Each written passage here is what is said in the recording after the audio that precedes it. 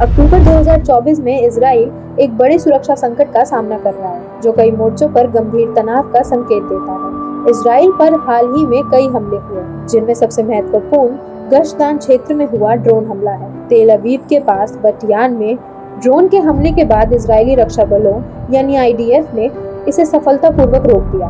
इस हमले में कोई हाथाहाथ नहीं हुआ, लेकिन इसने देश की सुरक्षा को लेकर बढ़ती चिंताओं को उजागर कर दिया है। गाजा पट्टी में हमास के साथ इजराइल का संघर्ष और भी गंभीर होता जा रहा है। अक्टूबर 2024 की शुरुआत में हमास ने एक बहुत ही भयानक हमला कराया, जिसमें 1200 से अधिक इजरायली नागरिकों के साथ साथ विदेशियों की भी मौत हुई। इस हमले ने इजराइल की सैन्य और खुफिया सेनाओं पर गंभीर सवाल खड़े कर दिए हैं, क्योंकि ये इजराइल के इतिहास का सबसे बड़े और सबसे घातक हमलों में से एक। हमले के बाद से इजराइल ने गाजा में व्यापक हवाई हमले शुरू किए, जिसमें कई नागरिक और आतंकवादी समूह के ठिकानों को निशाना बनाया गया। इसके अलावा उत्तरी सीमा पर हिजबुल्लाह के साथ तनाव भी बढ़ता जा रहा है।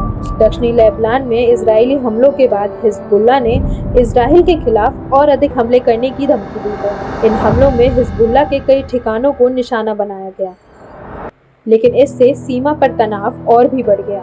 इस पूरे संकट के बीच इजरायली सेना और खुफिया विभाग की नाकामी को लेकर आलोचना हो रही है। इजराइल के सैन्य खुफिया प्रमुख मेजर जनरल ने हाल ही में अपनी जिम्मेदारी स्वीकारते हुए इस्तीफा दे दिया है।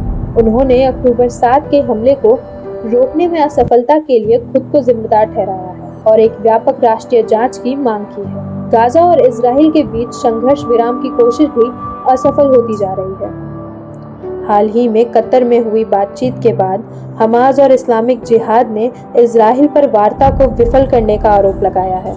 इससे संघर्ष विराम की संभावनाएं कम हो गई हैं। इस प्रकार इजराइल में बढ़ते संघर्ष और राजनीतिक अस्थिरता के कारण स्थिति और भी जटिल होती जा रही है। ऐसी और वीडियोस को देखने के लिए फॉलो करें डियर इंडिया टीवी।